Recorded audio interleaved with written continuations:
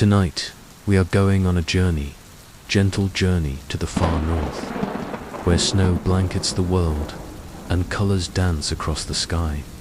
In this peaceful, secret place, there lives a god who is full of surprises, storyteller who whispers dreams and laughter into the dark. His name is Loki. Let your imagination open wide. Follow the soft path into a world where everything is possible. With every breath, you're a little closer to magic and a little closer to sleep. Loki is waiting. Are you ready for his tale? Far to the north, where the sky turns deep blue and purple at night, there is a land full of magic and wonder. This is a place where tall pine trees grow in forests covered with soft white snow. At night, the cold air glitters like a million tiny stars, and the gentle shimmer of the northern lights dances across the sky in this special land.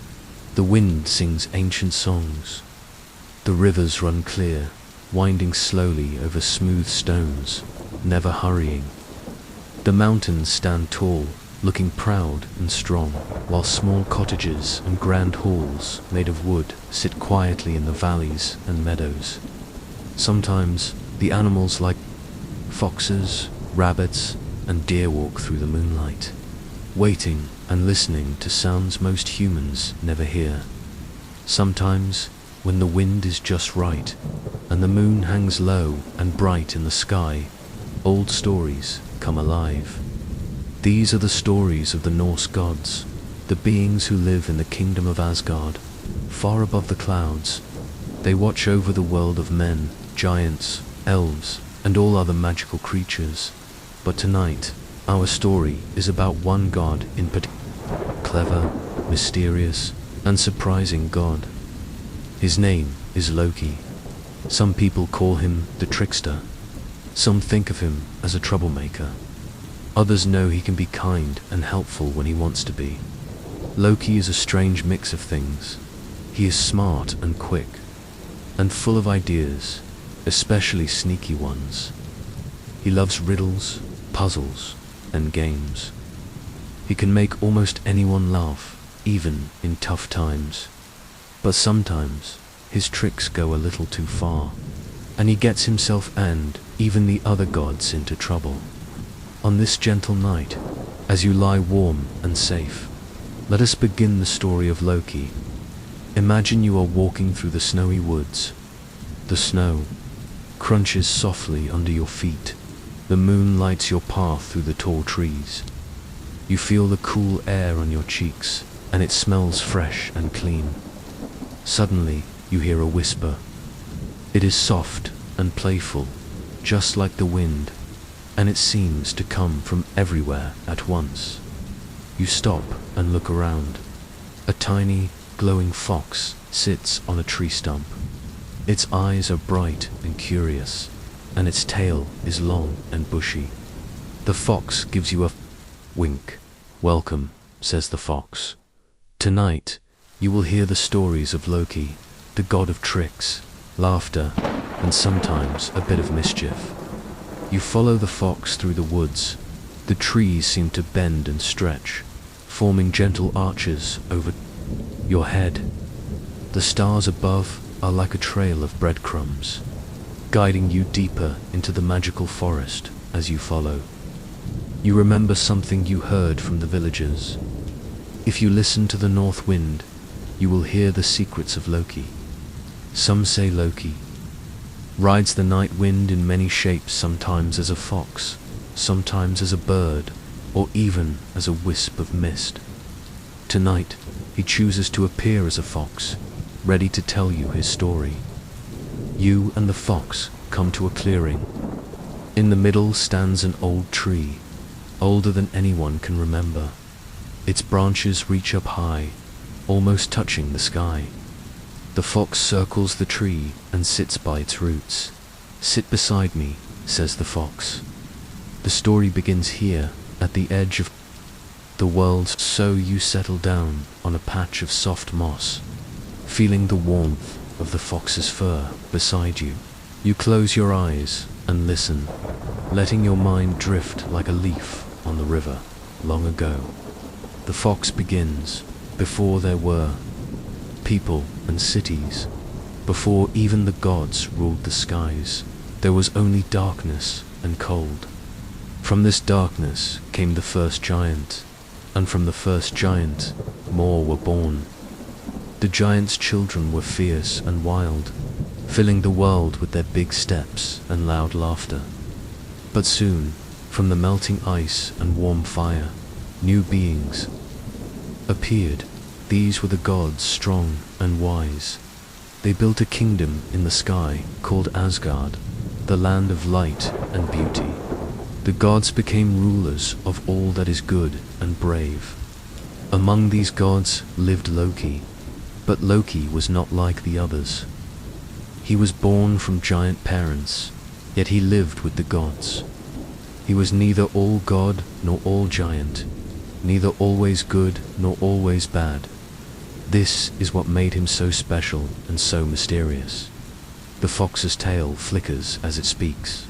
You can hear the far-off cry of an owl, and you feel safe in the gentle circle of the tree's roots.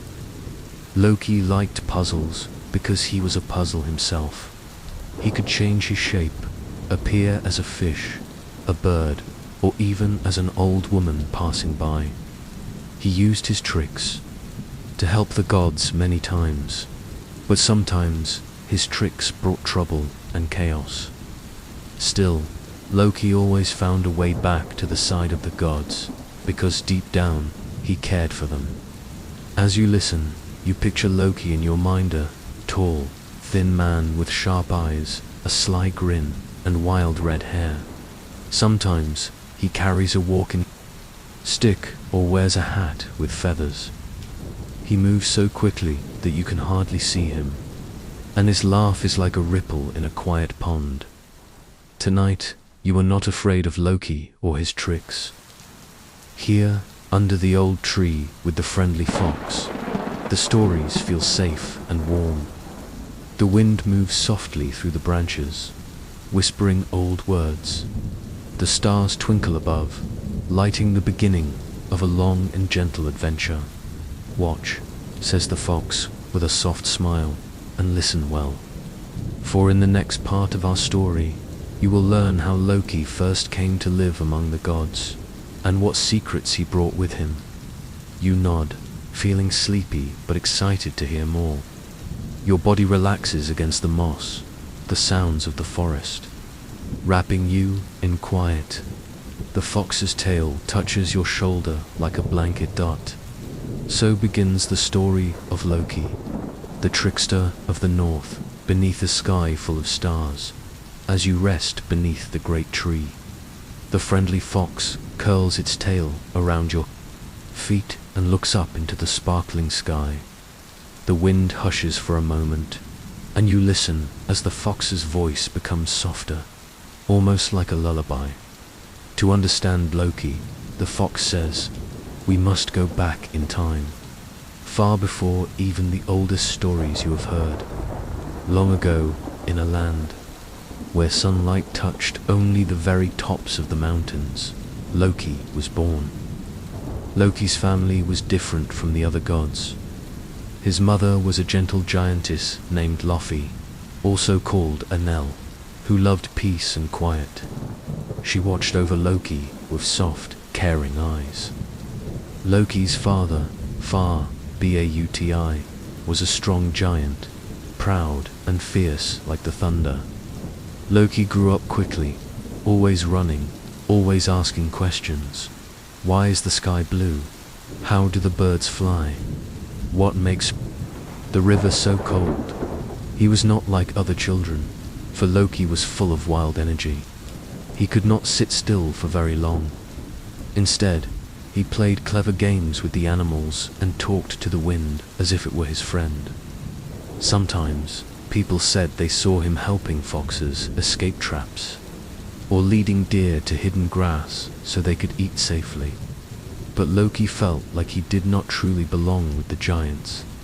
He was smaller than most, and while the other giants loved to be loud and strong, Loki wanted to be smart and quick. He loved tricks and stories much more than shouting or throwing rocks. One quiet morning, as frost sparkled on the grass and the sun rose like a golden coin in the sky, Loki set off on a journey. He walked over hills and through misty forests, learning about every tree and stone. On his way, he discovered magical things: a flower that blossomed in the snow, a stream that sang when it flowed over pebbles, and a bird that told him secrets about the clouds. As he roamed, Loki began to meet other creatures from the world of gods and giants, some kind, some frightening, and some very wise. He listened to their stories and collected secrets, always remembering each one. One day, Loki found himself at the edge of Bifrost, the Rainbow Bridge.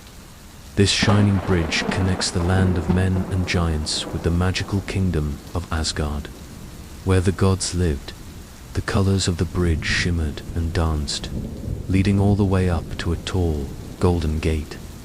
Standing at this gate was Heimdall, the watchful guardian, who had the sharpest eyes and ears in all the worlds. He looked at Loki with curious eyes. "Who are you?" Heimdall asked, in a voice that was deep and steady like the ocean.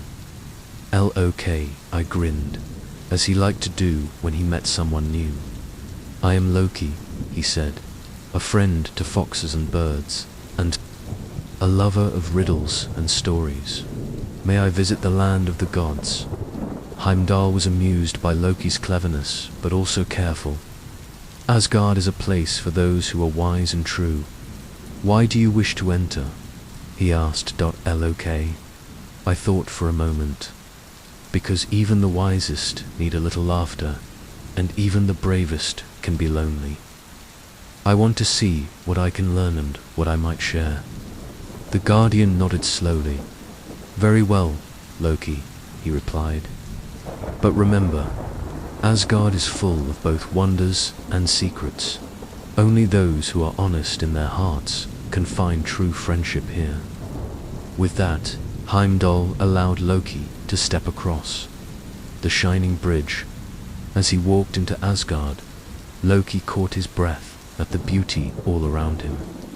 The halls were built of gold and silver. Trees sparkled with dew, and gentle rivers wound between gardens full of flowers. The gods were tall and strong, with eyes that gleamed like polished stones. Loki's arrival was a surprise to the other gods. Some were curious, and some were wary.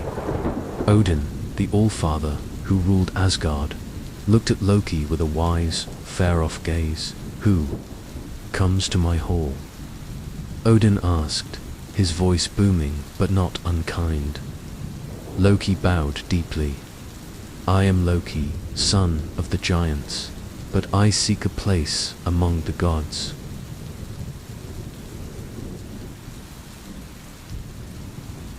Odin watched Loki, seeing more than just his figure. He saw curiosity, daring, and something special. "We judge by the heart, not the birth," Odin said at last. "You may stay, but remember, good choices will be rewarded, and foolish choices may teach hard lessons."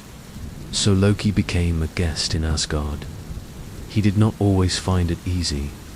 Some gods, like Thor with his thunder hammer, did not trust Loki's tricks at first. But Loki was clever. He watched, he listened.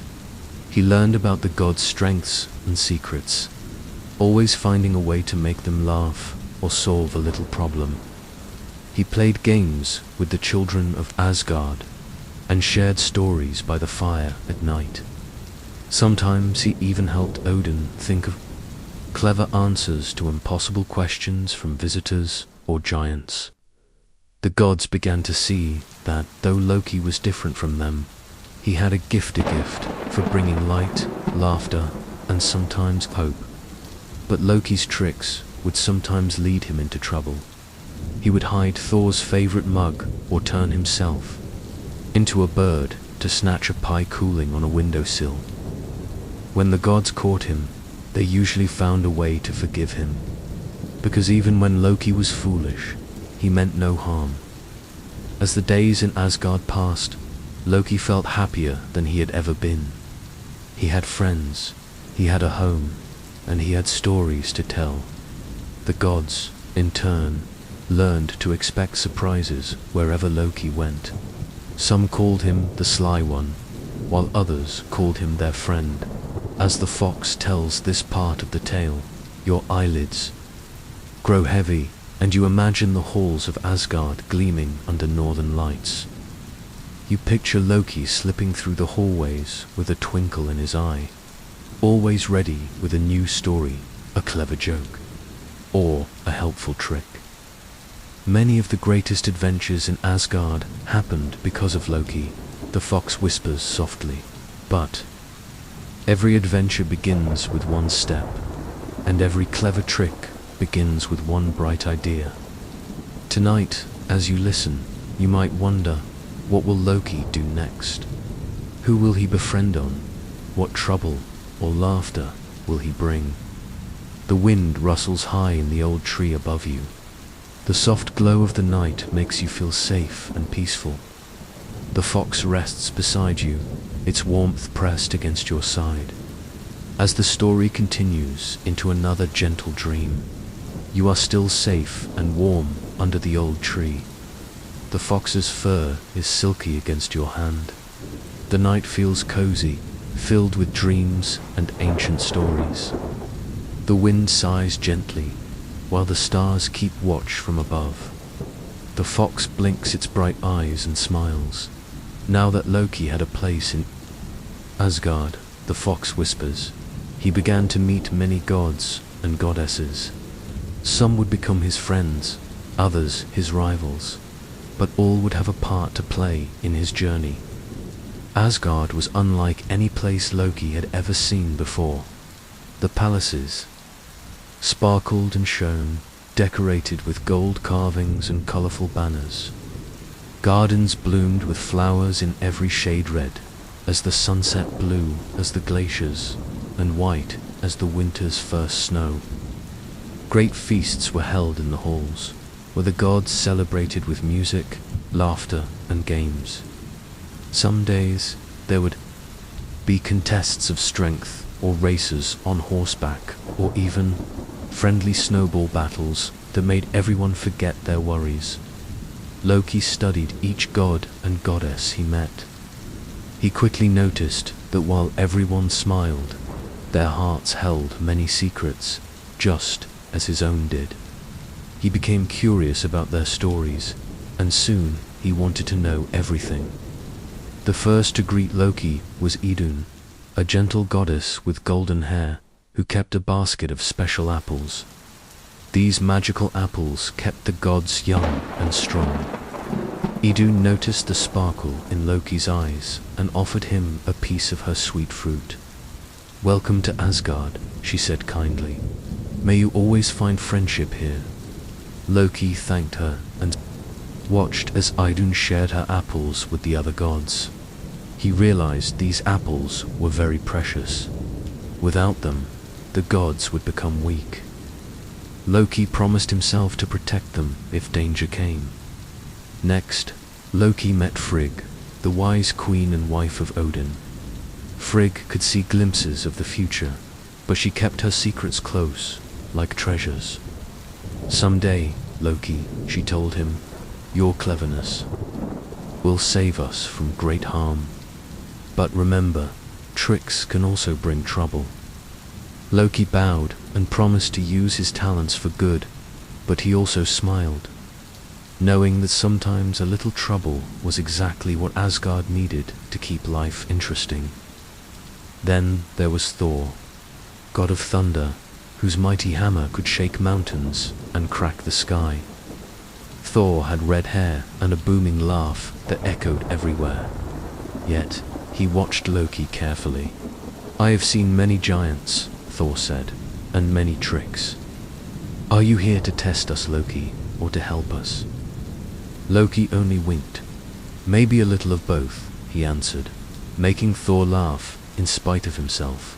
"Freya, The goddess of love and beauty wore necklaces of gold and cloaks made from the softest feathers. She was kind to Loki, lending him a gentle smile and listening to his strange stories from the world beyond. Loki admired her for her kindness and wisdom, and over time they became friends. There was Baldur, the shining god, beloved by all for his gentle heart. Loki liked Baldur because Baldur did not judge him for being different. They played together on snowy days and told stories by the fire. Loki wished he could always make Baldur smile just by being near.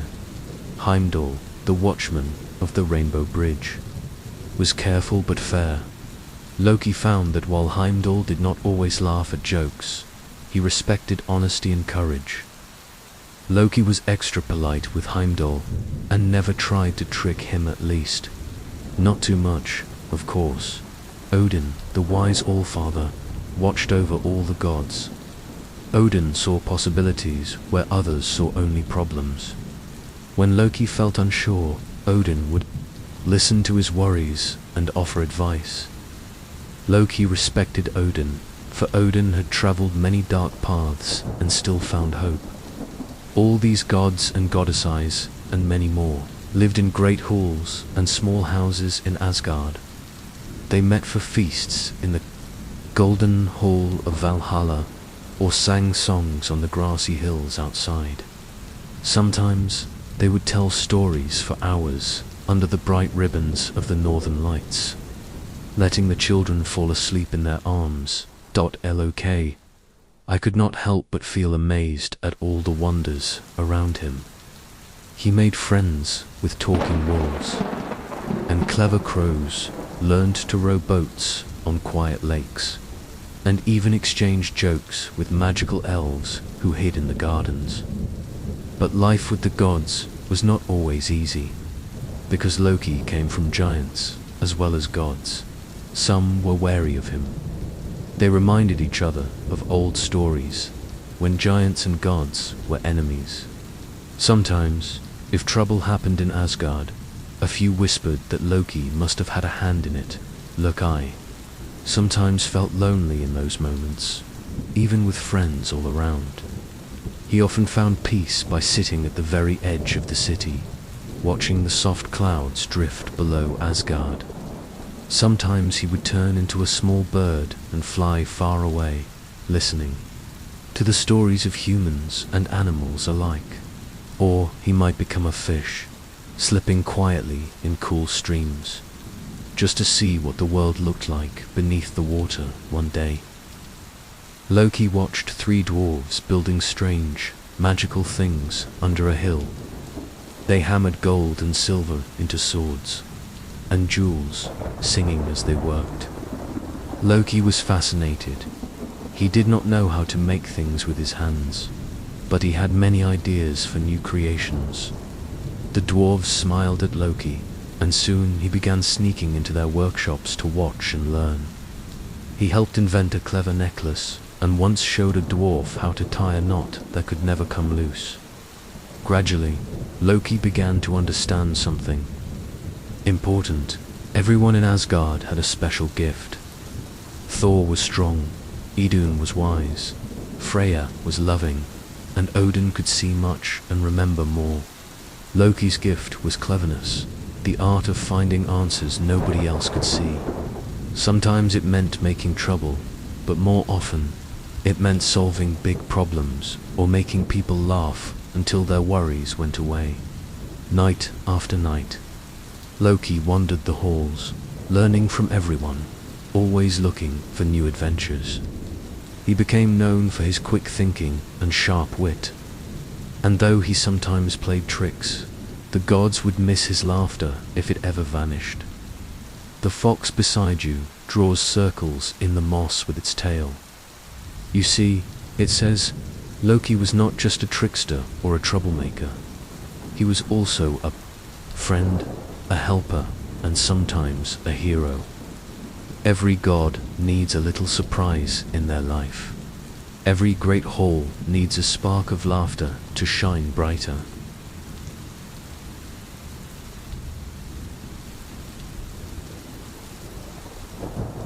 You feel the truth of these words as you rest, the gentle sounds of Asgard's music drifting through your dreams.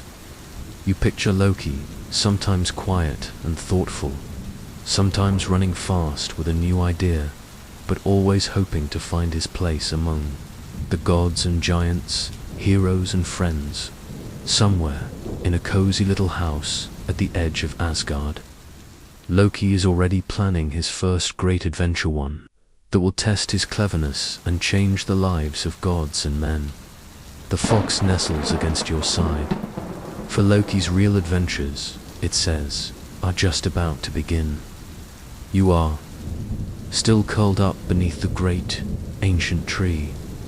The fox, who is now your friend, swishes its tail and leans in close, ready to tell a tale filled with mischief, laughter, and brave deeds.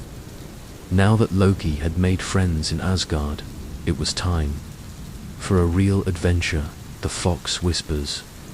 And as almost every adventure in Asgard goes, it began with a bit of trouble. One bright morning, the gods woke to a wild commotion.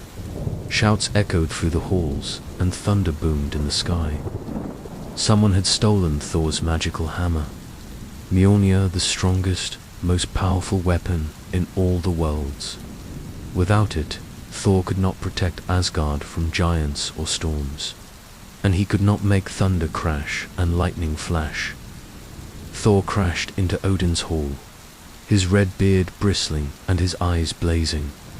"Who would dare to steal my hammer?" he roared. Even the bravest gods and goddesses trembled. Odin called out to his messengers, ravens and swift horses, but it was Loki who stepped forward. "If there is a trick, let a trickster find it," Loki said boldly. Inside, he was a little scared, but mostly he was excited by the challenge. He did love solving puzzles. Odin nodded and sent Loki to search for clues. Loki changed his shape into a beautiful falcon and soared high above Asgard. He flew fast over the Rainbow Bridge, then spiraled downward to the land of the giants, a chilly, shadowy place full of tall trees and echoing caves in one deep cave. Loki squinted and saw a huge giant named Thrym. Thrym wore a silly crown of chicken feathers and sat on a pile of shiny gold. But the silliest thing of all was that, next to Thrym, sat Thor's hammer. Mjolnir, powerful and magical, leaned against the rock, much too small for such a clumsy giant. Loki landed lightly before Thrym and made his best polite bow, careful not to startle the giant. "Mighty Thrym, what brings you such luck that you have found the Thunder God's hammer?" Loki asked, pretending to be impressed. Thrym grinned, showing crooked teeth. "I found it, and I'm keeping it. Tell the gods that I'll only give it back if they let me marry Freya, the most beautiful goddess in all of Asgard." He crossed his arms and huffed like a child who wants his own way.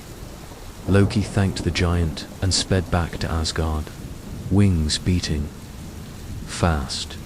He landed near Odin and Thor and reported all that he saw. Thor's fists clenched, but without his hammer, he was powerless. The gods and goddesses met to talk. "We cannot let Freya marry Thrym," said Odin firmly, "but we must have Mjolnir back." Thor, always bold and not always patient, suggested storming the giant's land himself. But this wouldn't work, for Thor had no weapon. The gods frowned and worried. Then Loki, as always, watched and thought. He noticed that while Thor was very strong, he sometimes acted before thinking. Loki smiled, for an idea was blooming in his mind. "I have a plan," Loki spoke up, though it may seem a little strange. The gods listened as he explained. Loki suggested that they dress Thor in a beautiful wedding dress, cover his beard with a white veil, and send him disguised as Freya to greet Thrym. Loki himself would dress as a helpful handmaiden and go along to keep things under control. Thor did not like the sound of this at all. "Dress like a bride," he muttered, his strong brows furrowed. But the gods pointed out that their only hope was to trick Thrym after all, a trick for a trick. So, with much laughter and a few worried sighs, the gods prepared Thor. They put a long white dress on him, one that trailed beautifully behind. They wove bright flowers into a crown and found a thick, lacy veil to hide his beard and angry red cheeks. Loki, ever the actor, asked for ribbons and pearls to dress himself as a proper maid. Once they were ready, Heimdall opened the rainbow bridge for them. Loki led Thor along the shimmering path, giggling quietly to himself. Everyone along the way was invited to the wedding, but none guessed what adventure was truly in store. When they arrived, Thrym's hall was already decorated for the wedding. Mountains of food was set out, roasted deer, wild berries on silver plates, jugs of sweet honey mead, and cakes piled up high. Thrym, blind with pride, did not notice that Freya had rather big, hairy hands and feet. Thor that her eyes sparkled with a stormy anger instead of love. Loki whispered to Thor, "Remember, you must act shy and gentle. Leave the talking." To me, Thor glared, but did his best. During the feast, Freya ate more than anyone else. Whole platters of fish, cheese, and berries disappeared in seconds. Thrym peered at Loki, confused. Is Freya always so hungry? Loki grinned and lied without blinking. She is too excited by the thought of being your bride, Thrym. She has not eaten in 8 days. Thrym accepted the answer, though he looked a little worried when Freya's eyes flashed like lightning. When the time came for gifts, Thrym ordered his servants to bring forth Mjolnir, the magical hammer, and place it in Freya's lap as a wedding present. No sooner had the hammer touched Thor's hands than the disguise faded, and Thor jumped up, throwing off his veil. With a booming laugh, Thor tossed Loki a wink, then lifted Mjolnir high. The thunder clapped so loudly the giants ducked under the table. In a whirl, Thor and Loki made their escape, racing back to Asgard with the hammer in hand and more stories to tell than ever before. As the fox finishes this tale, you can almost see Loki and Thor laughing together, surrounded by the bright halls of Asgard. Loki's cleverness and Thor's courage had won the day, and everyone learned something new about the power of teamwork, especially when a little trickery helps. Sometimes, says the fox softly, the best heroes are not the strongest, but the cleverest. And sometimes a friend is the truest hero of all. You feel safe and happy as you listen, your dreams filling with the joy of adventure and laughter shared by friends. The tree above you hums quietly, and the fox nestles closer, ready to lead you into the next story, where more of Loki's clever ideas will change Asgard forever. The wind outside the old tree grows softer, even quieter now, wrapping you in gentle darkness. The fox stretches, looking proud to share what comes next, a tale that begins with trouble, but ends with new wonders and laughter. After their great adventure with the giant Thrym, life returned to its busy, happy ways in Asgard. The fox begins. The gods once again felt safe, and their feasts were more joyful than ever. But Loki, as always, found it hard to sit still for long. On a sunny morning, as dew sparkled on the grass, Loki wandered into a garden full of singing birds and butterflies. There, he spied Sif, Thor's wife, brushing her long, golden hair. Sif's hair was bright as sunlight and softer than silk. All the gods admired her beauty and kindness. Loki, I loved a good joke, and sometimes forgot to think about the trouble he might cause. On this day, He crept quietly toward Sif, tiptoeing as softly as a mouse.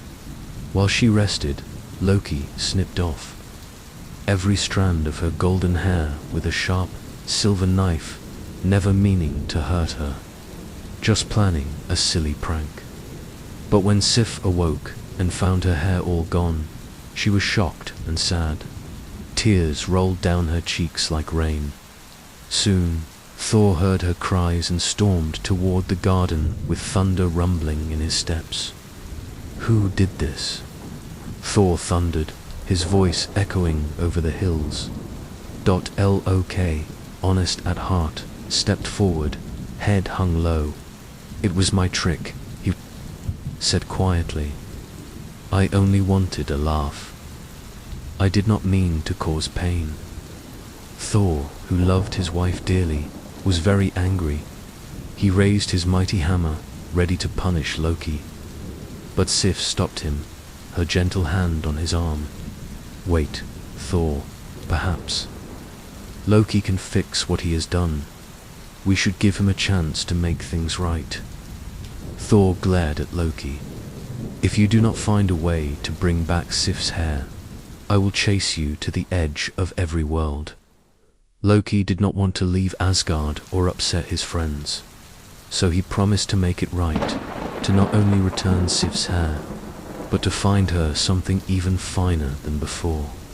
Thinking quickly, Loki remembered the dwarves' magical, clever makers of wondrous things who lived deep under the earth. He sped across the green fields, down into the rich stone hills, and into the land of Nidav. Here the dwarves worked in roaring forges, their skill unmatched by any god or giant. The halls glowed with the light of molten gold and shimmering jewels. Loki, I sought out two famous dwarf brothers, Sindri and Brokkr, and explained his problem. Sif's hair must be replaced.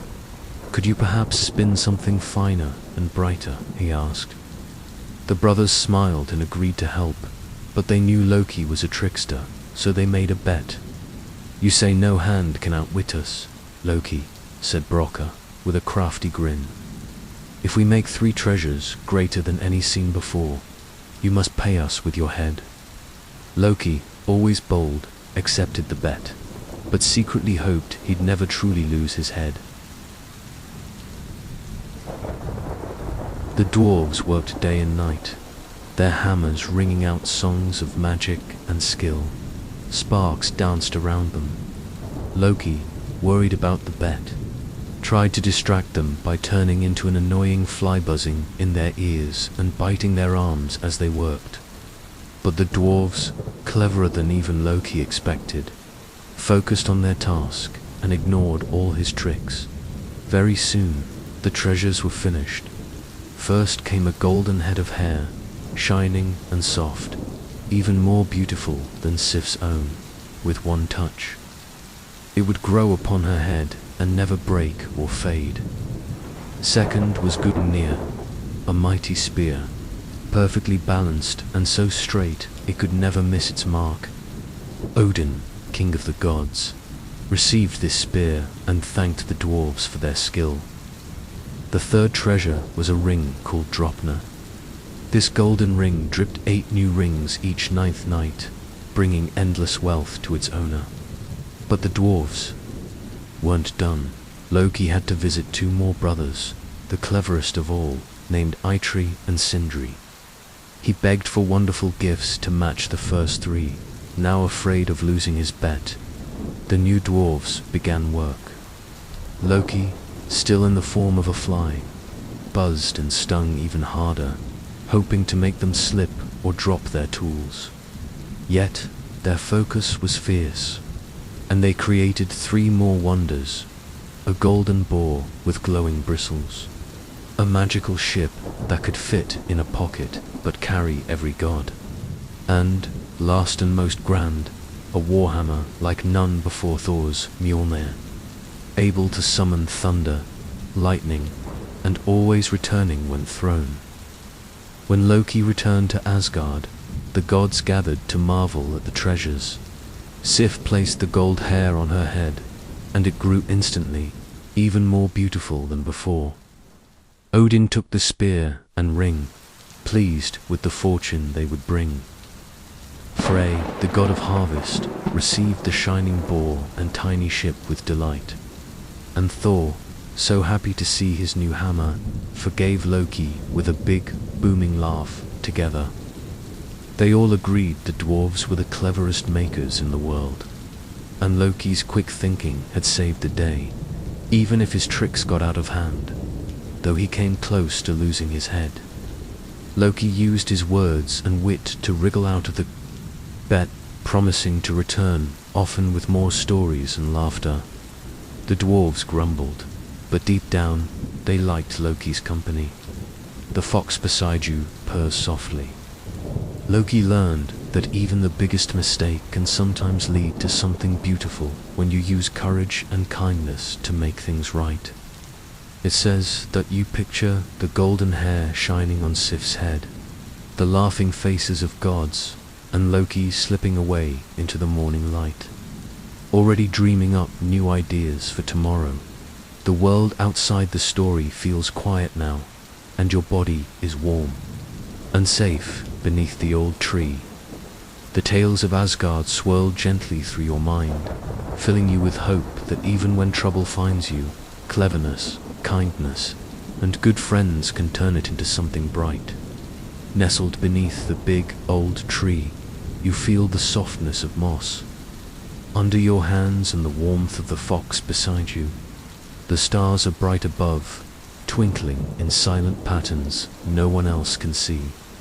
The air is peaceful, and you are ready for another story, one with even more wonder and gentle magic.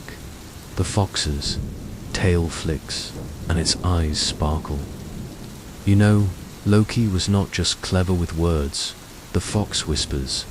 He was also a master of changing shape. Some nights, when the moon rose full, Loki could turn into almost any creature he wished.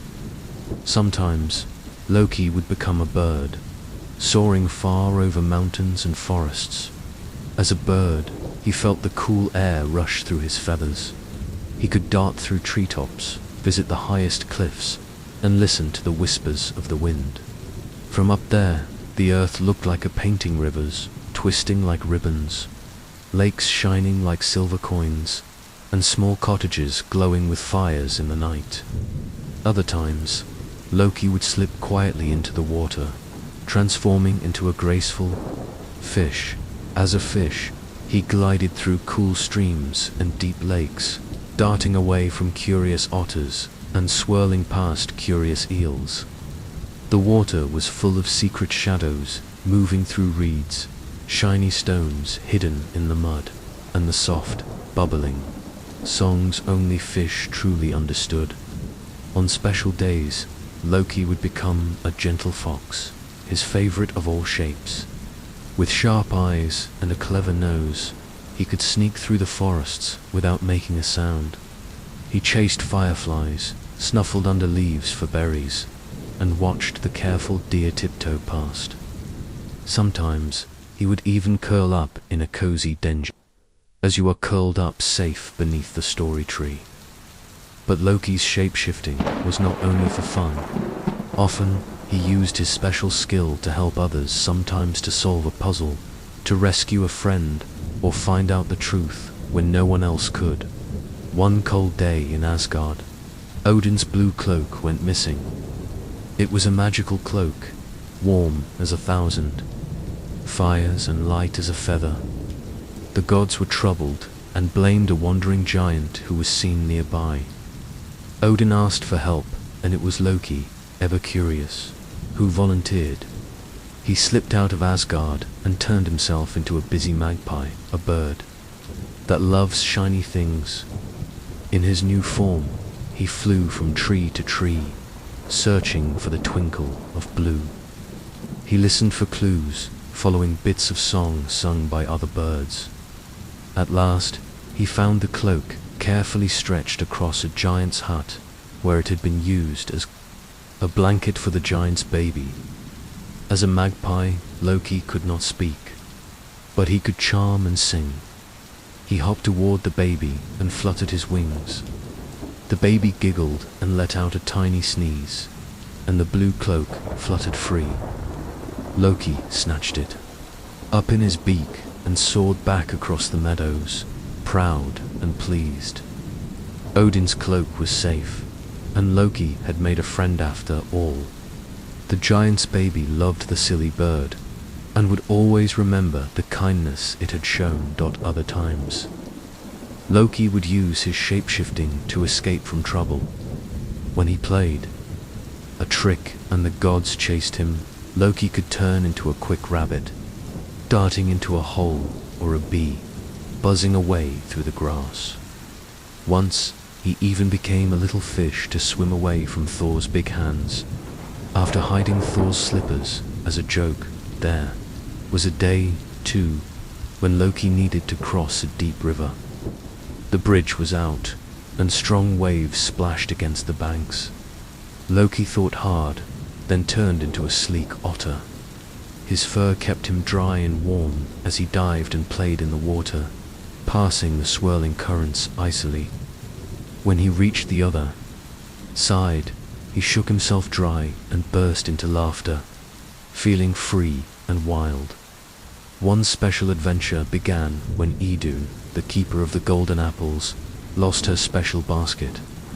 The apples were important without them. The gods would feel tired and weak. Loki used his gift, turning into an owl with wise, golden eyes. He flew quietly through the twilight, over the silver woods and frozen hills, searching for the basket. At last, he found it hidden by a clever fox who loved shiny things almost as much as Loki did. Loki thanked the fox, promised more stories to share, and returned the basket to Idun, who smiled and gave Loki the biggest apple for his honesty.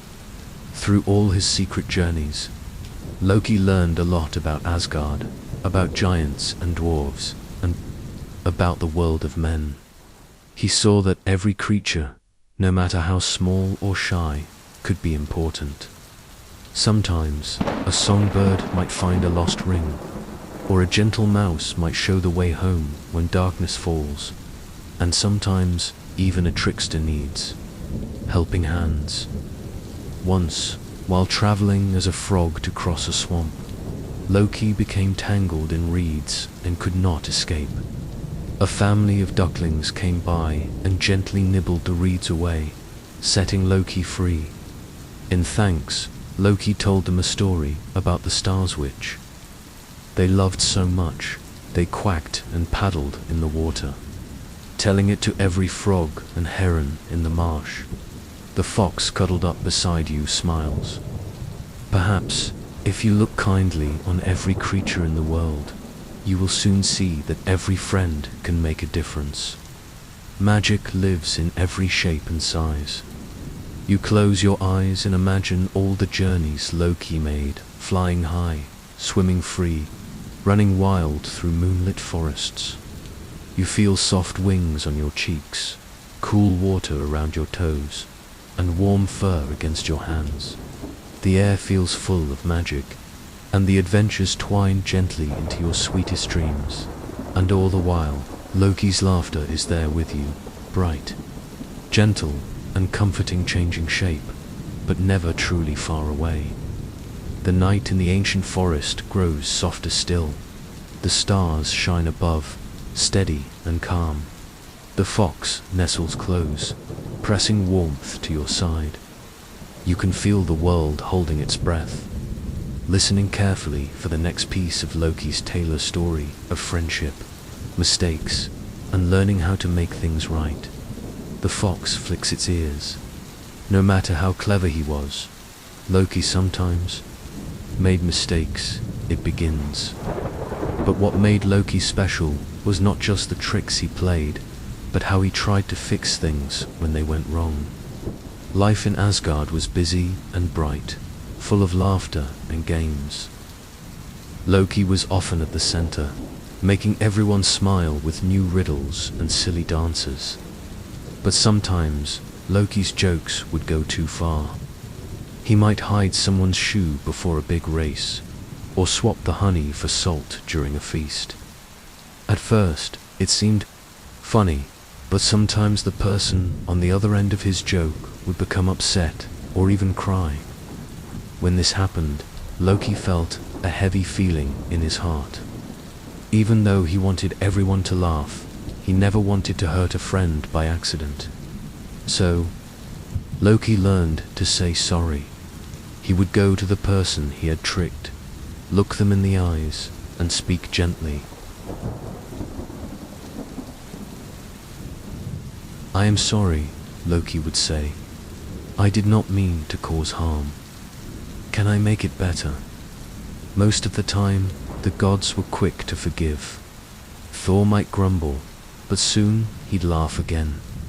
Freya would put a gentle hand on Loki's shoulder and remind him that friends are more important than tricks. Idun liked to tell Loki, "We all make mistakes, even the best of us. It's fixing them that counts." Loki found special ways to show he was sorry. If he hid someone's shoe, he would polish it and return it with a funny bow, maybe adding a lucky charm. If he swapped honey for salt, he would sneak back into the kitchen and bake a fresh honey cake, leaving it by the person's door with a sweet note. Sometimes, mistakes led to new adventures. Once, Loki borrowed Baldur's shining cloak to pretend to be a glowing ghost during a festival, but Loki tripped and fell into a puddle, making such a mess that everyone came running. Instead of being angry, Baldur helped Loki up, and together they cleaned the cloak, laughing at how different things looked when you worked together. There was a day when Thor lost his favorite goat. He believed it had run away, but it was really Loki, who, hoping for a new adventure, had let it loose outside Asgard's walls to chase a rainbow. Thor was furious at first, but when Loki explained, Thor's anger melted away. They set out together to find the goat. Along the way, Loki told stories to make Thor smile, and Thor taught Loki how to whistle so the goat would come when called. By sunset, the goat was back, and both friends were happier than before. Loki's friendship was important to the gods because he always brought something different. Some gods were strong, some were wise, but Loki could make anyone see the world in a new way. He reminded them that sometimes a little laughter or a clever idea could turn a bad day into a good one. Not all stories were about forgiving mistakes. Sometimes, Loki used his mind to solve the hardest problems. If someone lost a ring or a child's toy, Loki was the first to look for clues. He might turn into a small animal to peek under beds, or ask the birds if they had seen anything strange. When the golden apples once went missing, it was Loki who followed tiny footprints to a secret hiding place and returned the apples to smiling faces. The other gods learned from Loki too. Odin, who had seen many ages pass, would sometimes ask Loki for riddles to keep his thoughts sharp. Frigg watched Loki and learned patience waiting to see what would happen next. Freya realized that beauty could be found in laughter and mischief, not just in golden things and songs. Sometimes new gods or guests came to Asgard. Many were nervous, for the place was grand and filled with powerful beings. Loki would notice shy faces at the table, then sit beside them and tell funny stories, or show how to fold napkins into animal shapes. The guests would soon relax and join the feast, their worries melting away. The children of Asgard, who always looked for adventure, adored Loki most. He taught them games like hide-and-seek, raced them up and down the green hills, and showed them how to find shapes in the flickering firelight. If one of them got scared at night, Loki would appear at their window in the shape of a gentle mouse or cheerful bird, telling silly stories until sleep returned. Through all these moments, Loki learned something very important: true friendship meant helping and being kind, even if you made mistakes along the way. It meant saying sorry when you were wrong and doing your best to bring laughter back after tears. The fox looks at you with soft, wise eyes. Even a trickster can be a good friend, it says. For everyone, even gods make mistakes, but the bravest are the ones who make things right. You feel peaceful and loved, your heart warm and your mind at ease. You imagine yourself in Asgard, running through sunlit halls, laughing with friends, and learning something new every day. The world feels gentle and safe, the way the fox's stories always make it seem. You yawn, sleepy and content, knowing that with each new story, Loki's kindness and courage shine a bit brighter. The night air by the old story tree is quiet and cool. A gentle breeze sways the branches, and the stars hang low, peeking through the leafy roof. The fox beside you shivers its whiskers and settles in, ready to spin another tale, one of feasts, pranks, and the kind of fun only Loki can bring. Not every day in Asgard was filled with work and worry, the fox begins. Sometimes the gods loved big celebrations where everyone came together to eat, sing, and tell stories. One day, the mighty sea god Aesir decided to hold a feast for all the gods and goddesses. His home was deep under the waves, where fish and dolphins swam through pale green halls and silver sand lay beneath the spiral shells. The water glowed with soft blue light, and magical fish flickered in the currents like tiny lanterns. Aesir was a kind host, and everyone in Asgard looked forward to his parties. For no one else could make such bubbling mead and such delicious food. Odin, Frigg, Thor, Freyja, and all the gods received invitations, as did Loki, who was already thinking of the fun he might have. Before the feast, Loki wandered by the sea. He watched waves rush over rocks and imagined dolphins leaping beyond the moonlit horizon. Loki dipped his hand in the cool water and let the ripples tickle his fingers. What stories I will gather tonight, he thought. When the night of the feast arrived, the gods crossed the rainbow bridge to Aegir's watery palace. As they stepped inside, the hall glowed with shells and colored stones. Tables stretched as long as riverbanks, covered with food, so wonderful that even the birds peered in the windows with hungry eyes. There were cakes made from seaweed and honey, pies with berries from underwater bushes, and jugs of mead that sparkled like the stars themselves. The gods sat at the tables, their laughter shaking the windows. Odin toasted to friendship, blessed the feast, and Thor shared stories of his adventures with Loki, making everyone chuckle. But then Loki slipped away from the table, his mind already spinning with ideas. He tiptoed into the kitchens, where Aegir's cheerful Helpestini water spirits and quick-fingered crabs rushed about. Loki never meant harm, but he liked to test his friend's patience. In the kitchen, Loki switched a bowl of sugar for salt and tied knots in the cook's apron. When the cook turned, thinking a fish had nibbled his toe, Loki scattered a handful of shiny pearls, making a path that led right out the door.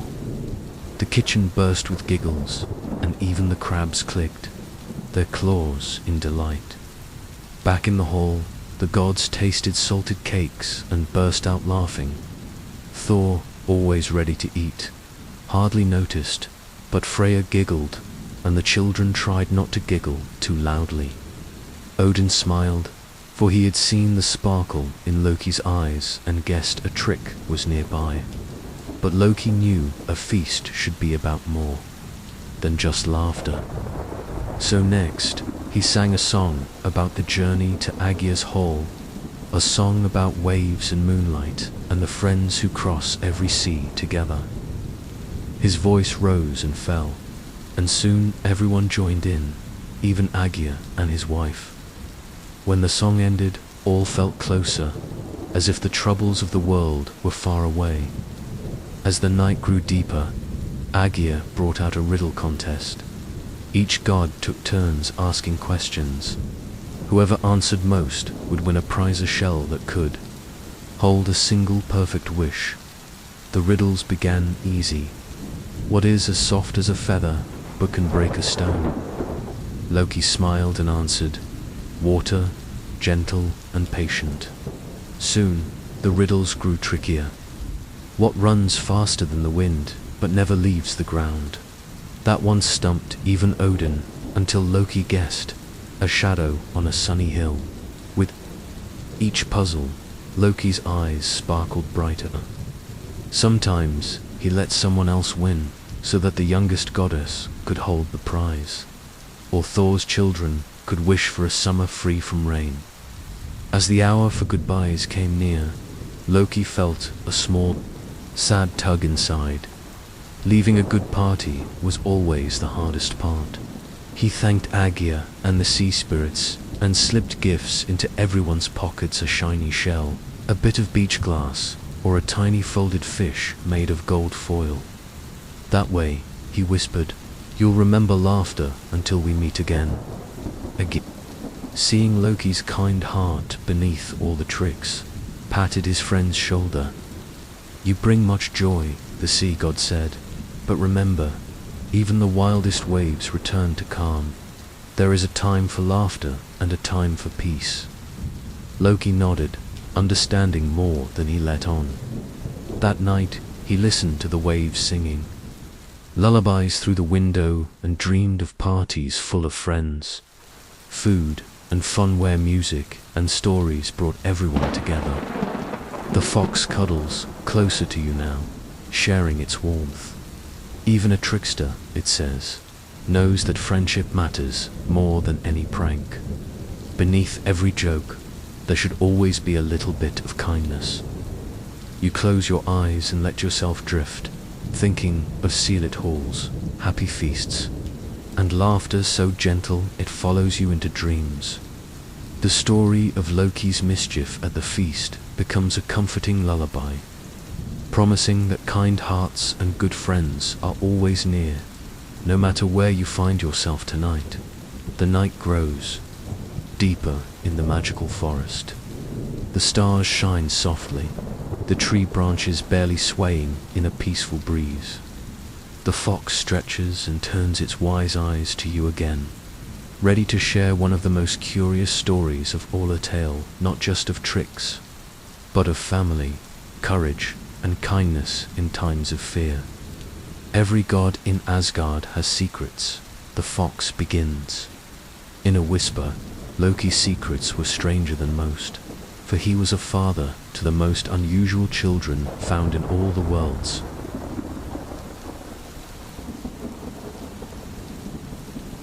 Long ago, during his journeys through lands wild and magical, Loki met a giantess named Angrboda.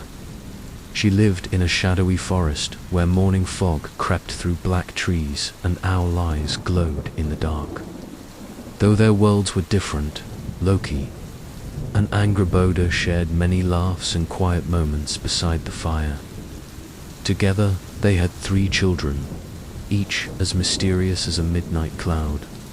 Their first child was named Fenrir, a wolf with eyes as bright as the full moon and fur dark as midnight. Fenrir was very strong even as a young pup. He grew faster than any wolf ever known. Some of the gods in Asgard grew afraid when they learned about Fenrir, for wolves in the wild could be fierce. But Loki visited Fenrir often, bringing him toys carved from wood and telling funny stories to make him smile. Fenrir wagged his tail and loved to play, especially when he was little. The second child was Jormungandr, a serpent who lived in the sea. Jormungandr was born tiny, as small as a coil of string, but each morning he doubled in size. Soon he grew so big that he could wrap around all the lands of Midgard. the world of people making the waves dance with every flick of his tail. Some people called Jormungandr the Midgard serpent. Loki visited the shores to watch his son swirl through the waves, laughing with joy at the splashes and rainbows thrown up by the sun. The third child was Hel, a girl as calm as a river on a quiet night. One side of Hel's face was beautiful and bright, the other pale and thoughtful, like a quiet moon. She became the gentle queen of a far peaceful land called Helheim, a place where spirits and stories rested after long journeys. Loki brought gifts and warm cloaks for Hel and listened to her speak of dreams and memories, knowing that she cared deeply for all the gentle wandering souls. The gods in Asgard, curious and sometimes uneasy, called a great meeting in Odin's golden hall. Odin sat in the high seat of wisdom. The other gods gathered around, their eyes serious. They talked about the children Fenrir, so strong, Jormungandr, so big, and Hel, who knew all the secrets of shadow. Some believed the children would bring trouble, but Loki, hearing the gods' worries, stood tall and brave. "My children are part of the world's story," he said. "Like everyone else, they need kindness, not just fear." Even Odin, wise beyond ages, agreed that all creatures deserved a chance to find their place in the world. So the gods decided that Fenrir would live in Asgard for a while, becoming friends with young gods who were not afraid of his pointy teeth and wagging tail. Loki visited Fenrir every day, teaching him tricks and games and laughing when Fenrir howled at the moon, for Jormungandr the deep ocean became his home. The waves curled over his back, cool and safe. When Thor sailed his ship, Jormungandr would lift his head above the water in greeting. Loki sent messages wrapped in shells and sometimes tossed apples into the sea for his great son to nibble. Hel ruled gently in her peaceful land. Gods and heroes who finished their adventures visited Helheim, where Hel cared for them with stories and songs. Loki reminded his daughter that all journeys ended in calm, and she promised to watch over each soul with kindness. Even though Loki could not always be with his children, he never forgot them. He whispered words of love into the wind, sent gifts by falcon and fish, and kept their stories in his clever heart. Sometimes the gods in Asgard argued or became fearful again, but each time Loki reminded them, everyone has a shadow and a light. Sometimes the things that seem most different carry the most hope. The children of Asgard liked Fenrir, who played tug-of-war and catch so gently he could win every time. They liked Jormungandr from a distance, watching his splashes shine like silver. Occasionally, when a lost spirit wandered to Helheim Hel, herself would kindly send it back with a gift of flower or sweet dream, making the gods smile at her thoughtfulness. As you listen, you can see how families come in all shapes and sizes. Gods, giants, wolves, serpents, and queens of gentle shadows. Loki's love, wild as the wind, tied them all together and turned deference into a story worth telling. The fox lifts its nose, thinking, "Our families are not always what others expect," it says quietly, "but kindness and caring can turn even the strangest family into a home." You let the story wrap around you, picturing Loki's children playing in moonlight, swimming in star-bright seas, and walking through gentle dreamlands, each loved in their own way. You feel comforted by the thought that even if you are different, you are always part of the world's wide, wonderful story. With that, the fox curls up even closer, its breath calm, as you drift deeper into a safe and gentle sleep. As the quiet of night deepens around you and the stars draw closer, the friendly fox gives a soft, happy sigh. It wraps its tail around you like a blanket. There is a path between the worlds, the fox says, and only the bravest and most clever can walk it without losing their way. This path is the Rainbow Bridge, and Loki knew it well. In the land of Asgard, a rainbow shimmers in the sky after each rain. But this is no ordinary rainbow. It is Bifrost, the Rainbow Bridge, shining high above the clouds in stripes of red, blue, green, and gold, bright enough to make even the coldest day feel warm. Bifrost stretches from the palace gates of Asgard all the way down to the fields and forests where people live, to distant lands of giants and dwarves, and even to the edge of dreams. The bridge is guarded by Heimdall, strong and quiet, with eyes that see farther than the eagle, and ears that hear even the softest whisper of feathers. He stands watch all day and night, always ready and never sleeping, for no one must cross unnoticed. But Loki and Heimdall shared an unusual friendship, one built on trust, curiosity, and secret nighttime walks. Most nights, Asgard would drift into gentle sleep. Only Heimdall stood awake, waiting by the sparkling rainbow, his golden horn resting by his side.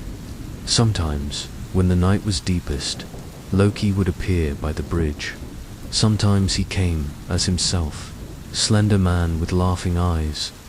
Other times, he wore the feathers of a snowy owl, the paws of a bright fox, or the cloak of midnight mist. Heimdall would greet Loki with a silent nod. The two of them understood each other, the Watcher and the Wanderer. Tonight, would you like to walk with them and see what dreams live at the edge of the rainbow? Imagine stepping onto Bifrost. The colors beneath your feet feel warm and cool, at the same time sparkling with every step you take. Loki laughs gently and says, "Look far, look deep, there is more to every color than meets the eye."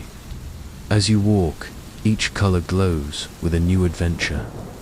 First you pass through red and orange, warm as a sunrise. You glimpse meadows full of poppies and children playing, laughter echoing like tiny bells. Loki tells you these are the dreams of the young, bright, silly, and full of hope. Next is golden, yellow, and green, where you see peaceful forests and cozy homes filled with baking smells and gentle singing. Here, dreams are sweet and safe, full of friendship and peace. Loki points and says, "Every good dream begins in a place of kindness." You continue across blue and indigo, deep as the ocean and high as the mountain sky. Fish leap from glimmering seas, and starlight paints secret paths in the night. These are dreams of adventure and courage, Loki explains, for everyone. Even the shyest souls can be brave when darkness comes. At last, the violet shines like the end of twilight. Here, you see quiet gardens and a silver moon, soft as cotton. These, says Loki, are the dreams we keep close to our heart's wishes for those we love, and promises to always find our way back home. Heimdall walks beside you all the way, never rushing. Everyone who crosses the rainbow finds something they need: bravery, trust, or even forgiveness, he says. That is why I watch so carefully, not to keep people out, but to help them find their own path. Sometimes, on these walks, Loki would help those who are lonely or troubled. He might leave a sparkling stone for a child to find and bring sweet dreams, or he might hide a riddle along the bridge, one that made the next traveler forget their sadness and smile instead. Once, Loki met a little mouse at the start of the rainbow. The mouse had never seen so many colors and wished to cross but was scared. Loki knelt down, turning himself into a mouse for a moment, and whispered, "Let's go together I'll show you every color, and by the end, you'll be braver than any giant." Side by side, they journeyed across, and the mouse learned to dance, squeak, and laugh at every new thing. When they finished, the mouse turned and waved, promising to share what it learned with all of its friends. On another night, a lost bird fluttered to the bridge, searching for its family. Loki lifted the bird gently in his hands, turning part way into the wind so its wings could rest, and carried it gently through each dream, telling stories so the bird felt safe. At the end, the bird's family waited, singing as it came back home. Heimdall always watched with a secret smile as Loki found ways to help. "You have a trickster's heart, Loki," Heimdall would say, "but you also have a heart that understands how to guide dreams. When you walk the rainbow bridge, every step fills you with peace. You see places you visited in dreams, meadows, forests, and even quiet snowy towns, all shining with rainbow colors. The bridge is a reminder that there is always a path from today to tomorrow, from worries to laughter, from loneliness to hope."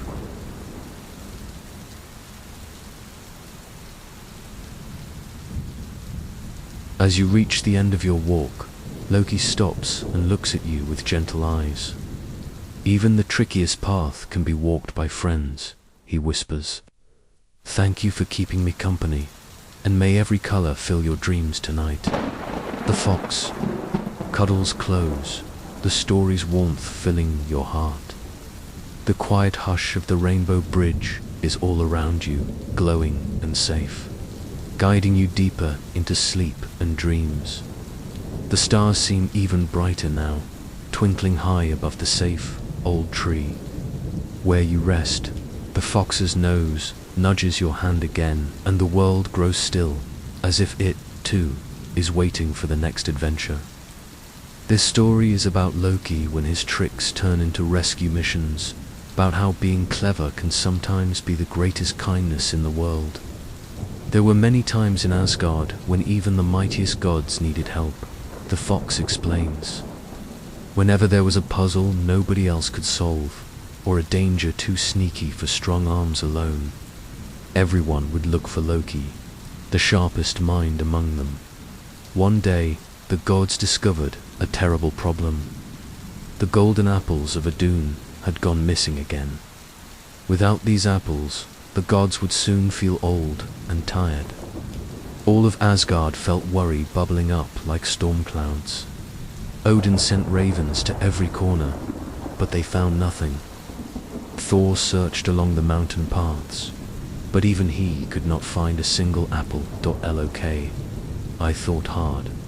He asked gentle questions, listened for the smallest clues, and watched the shadows under every tree. Soon he noticed tiny, glittering threads, leading from the orchard to the edge of the forest. He followed them quietly, turning himself into a bird to fly above and spot what bigger eyes missed. At the heart of the woods, Loki found a sly squirrel nibbling on a golden apple, its cheeks puffed out with juice. Rather than getting angry, Loki sat and told the squirrel a story once so funny and full of silly voices that the squirrel laughed, until tears rolled down its face. Loki offered to trade an even better treat if the squirrel would return the last apple. The clever squirrel agreed, and Loki made a promise to leave sweet berries for it in the orchard. In the end, the squirrel became his friend, and Asgard's apples were saved. Another day, a snowstorm came out of nowhere and surrounded the city in a wall of cold and silence. The children shivered. Even the strong gods felt the icy wind. Loki, remembering how much he loved stories by a warm fire, turned himself into a swift Arctic fox. He ran through the snowdrifts, finding bundles of wood and guiding the fire spirits to each house. His fluffy tail swept up embers from one home to the next, carrying warmth and light. Soon, every window glowed, and laughter filled the air. Thor started a wild snowball fight, and by nightfall, even the snowmen had hats and bright scarves, thanks to Loki's clever gifts. One evening, Freya's favorite necklace, Brisingamen, was nowhere to be found. She searched her house, the gardens, and even the library where books sometimes liked to hide shiny things. Loki joined the hunt, turning into a black cat to slip beneath tables and behind shelves. After much searching, Loki spotted a mischievous otter rolling glittering pebbles and necklaces in the pond. With patience, Loki sat by the water and waited. He told the otter a poem, soft and slow, until it trusted him. The otter shared the hiding place, and together they returned the necklace to Freya, who thanked Loki with a silver bell and the warmest smile. But sometimes, the problems were much greater than missing treasures.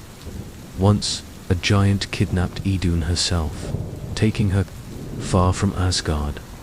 The gods began to feel weak without her apples, and worries grew heavy. Loki, who felt guilty for helping the giant at first after being tricked himself, asked Odin for one more chance to make things right. Disguising himself as a falcon, Loki soared over freezing mountains, searching every valley. In a distant land, he found Idun kept in a cold stone tower, guarded by the giant's watchful eyes. Loki, brave and full of hope, turned Idun into a nut and tucked her gently in his feathers. He swept away, flying faster than the wind, while the angry giant changed into a fierce eagle to chase him. The two birds raced through the sky, wings flapping and feathers flying. Just as Loki neared Asgard, the gods saw him coming and quickly built a wall of fire. Loki dived through the flames, safe, while the giant, too slow, lost his courage and turned back. Idun was safe again, and Asgard filled with the sweet taste of golden apples once more. The fox brushes its tail, smiling. What did Loki learn from all these rescues? It asks, gently, that helping friends can be the best adventure of all, and sometimes the cleverest answer is the kindest. Loki, through all his quick escapes and clever plans, found himself growing braver with each problem.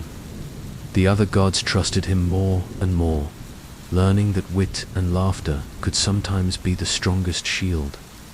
Loki was proud to be needed not just for silly tricks, but for thinking differently when it mattered most. You close your eyes and imagine yourself in Asgard, joining a midnight search for lost treasures, or racing across snowy hills to warm a cold friend. You hear Loki's laughter and know that, with courage and cleverness, any problem big or small has a way to be solved, especially with the help of friends. The fox cuddles tight, its presence as soft as the warmest blanket, and you drift gently, heart and dreams full of hope and adventure. The night in the old story tree is peaceful and deep, the fox's gentle breathing keeping time with your own. Stars peek around the branches, and the great trunk feels like a friend's embrace. As the fox begins to speak, its voice is softer, more thoughtful now. Every journey changes us, even the ones filled with laughter and mischief, the fox whispers. For Loki, all his tricks and troubles, rescues and games, taught him important lessons. Ones only the cleverest and bravest know. In between adventures, when the halls of Asgard were quiet and everyone had gone to sleep, Loki sometimes slipped away alone. He'd climb to the top of a grassy hill, or sit beside a slow-moving river, listening to the night. He watched the fireflies blink and the wind carry distant songs. In those quiet moments, Loki thought about all that had happened. Funny tricks, heroic rescues, the times he'd been forgiven, and the friends he cared about most. Loki remembered the first day he set foot in Asgard, when the gods wondered if he belonged. He understood now that being different didn't mean being alone. His tricks had made people laugh, but sometimes they also caused pain. He was grateful for every chance his friends had given him to put things right. He thought of Sif's golden hair, how a prank caused sadness, but also brought the gift of new beauty and wonder thanks to the dwarves' amazing skill. Loki learned that mistakes could be doors to better things if you worked hard and tried to fix them. He remembered the feast at Aegir's hall, where salt and sugar swapped places and laughter echoed until sunrise. Mischief, he realized, was best when shared, never mean or selfish, and that the best parties brought everyone together. He thought back to the many shapes he'd taken: bird, fish, fox, mouse, each one teaching him something new. As a bird, he saw how wide the world could be and how quickly you could reach someone in need. As a fox, he felt the importance of quiet and careful steps, and as a mouse, he remembered the power of a tiny, brave heart. He remembered his children, Fenrir, Gian, and Hel. Though the other gods worried and didn't always understand, Loki's love for them was as strong as the wind. He whispered to the stars that every family, even a strange one, deserved care and respect. He hoped his children knew they were never really far away. Through all his adventures, Loki learned the power of a simple word, sorry. Saying it made old hurts fade, and hearing it gave him courage to try again. He learned that true friends forgave mistakes and made laughter shine brighter. True friendship, Loki knew, was a treasure greater than golden apples or magical spears.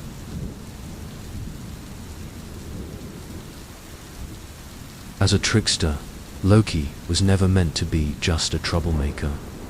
His clever plans sometimes saved Asgard, his jokes could end a fight, and his riddles gave everyone something to wonder about. Loki found that being playful was a special kind of magic, a way to show people new ways of seeing the world, just by telling one more story or making one more friend some nights. Odin would talk quietly with Loki under the starry sky. "You bring change, Loki," Odin would say. "Sometimes change is strange or hard, but without it, the world would never grow.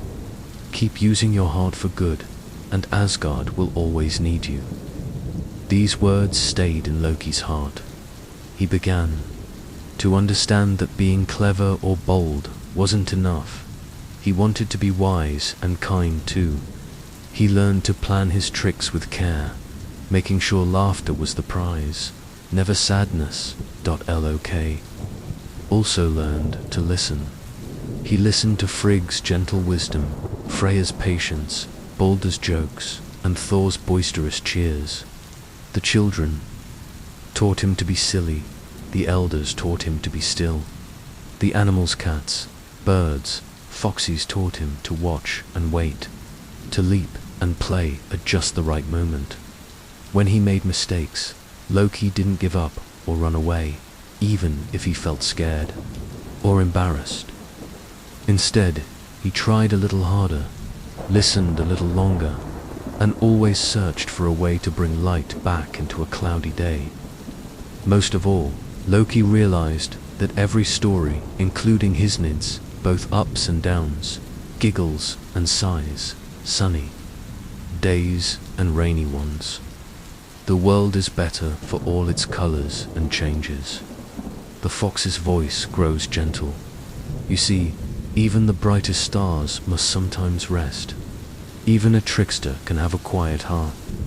Loki would end his days not with a shout or a trick, but lying on the soft grass, content and still.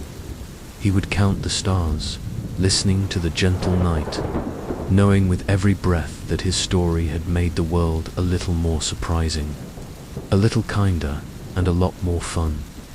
As you listen, you feel yourself resting too, your own heart calm and light. The world outside is safe and quiet. You imagine Loki under the stars, smiling gently, reminding you that laughter, kindness, and forgiveness are the best magic of all. The fox nuzzles close, keeping you warm and snug through the last stretch of the night. Now the night is its deepest, the stars scattered above you like sparkling lanterns in the endless sky. The ancient tree breathes quietly, guarding your dreams, and the fox at your side gives one last, contented sigh. Above the place where you rest, all the land is still, filled with the peaceful hush that comes just before a perfect sleep. The fox's voice is softer now, cozy as a blanket. Every adventure must end, it whispers, just as every laughter must drift and settle, becoming a gentle story in the heart. And so, too, Loki's tale comes to rest for tonight. Imagine the world as it is when all the stories have been told. Asgard glows under the soft lights of the auroras, the gods at peace after long days of mischief and games. The rainbow bridge shimmers quietly in the dark, ready for new travelers in the morning. The fields of Midgard, the world of people, lie in shadow and silver moonlight. All the echoes of laughter, wild races, silly riddles, and singing voices settle in gentle waves, slowly blending into dreams. Loki walks quietly through the empty halls of Asgard, past doors closed and windows glowing faintly from warm fires. He waves to the gentle goddess Frigg, who always keeps a light lit for those she loves. He leaves a funny drawing for Thor to find in the morning, and a ribbon for Sif to weave into her golden hair. He places a shiny stone for Freya by the garden gate, and a flower for Idun where the apples grow. Outside, Loki sits beneath a quiet tree, perhaps a tree just like the one where you dream now.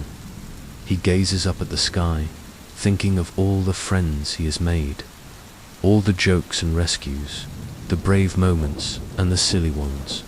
He smiles, knowing his mischief has brought both challenges and joy, but above all, it has made a world that is never boring, a world that is always changing, sparkling, and alive.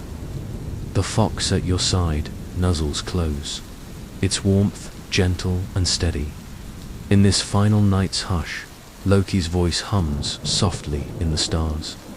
Stories change everything, it seems to say. Every laugh, every game, every clever plan, and every kind word each one plants a seed of magic in the world. The wind from the north carries the sleepy scent of snow and pine needles. Somewhere, a faraway wolf howls, and a ripple of water glitters in the dark. From the sea, the waves sing a familiar tune. Even Loki's children Fenrir, Jormungandr, and Hel are calm in their places, cared for and remembered. Every friend, every creature, every bright and shadowed dream is safe for now, tucked gently into the story's end. If you listen, really listen, you might still hear Loki's laughter drifting through the night knot, a loud, wild cackle, but a soft, happy chuckle, like leaves swirling in autumn wind or water dancing along smooth stones. It's the sound of someone who knows that life is better with a little surprise, a little adventure, and a lot of heart. Before you drift off to sleep, the fox gives you one last message. Remember, even the cleverest trickster can become the gentlest guide. Loki walks with you into your dreams, shining a lantern where the shadows lie. With every story, you are never alone. As your eyes slowly close, you feel the comfort of a story well told. Loki's journey full of laughter, learning, kindness, and wonder becomes a warm blanket, settling you into perfect rest. The magic of Asgard, the gentle walks on the rainbow bridge, the feasts beneath the sea, and the sweet lessons of friendship all swirl together in your dreams. You sigh, safe under the ancient tree, the world soft as a song. Loki smiles from the edge of the stars, promising that new tales, new giggles, and new adventures will always return with every night. Good night, gentle dreamer. May Loki's stories light your dreams and keep laughter close until the morning comes, the end.